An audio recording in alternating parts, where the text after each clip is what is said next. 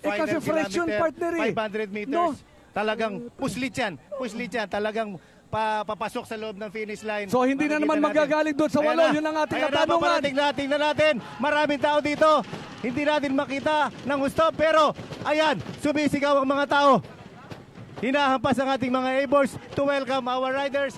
There you go, mga kaibigan. Pakinggan natin ang sigawan. Wow!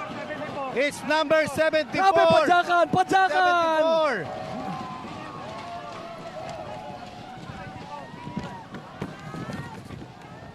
Ang nakita natin, si Ian Kahukom na. Woo! Ian Kahukom na naman ang ating nakita. Let us see. Let us confirm. What Kung siya a finish! Siya uli, mga kaibigan. Ian Kahukom, napakagaling ng rider na ito.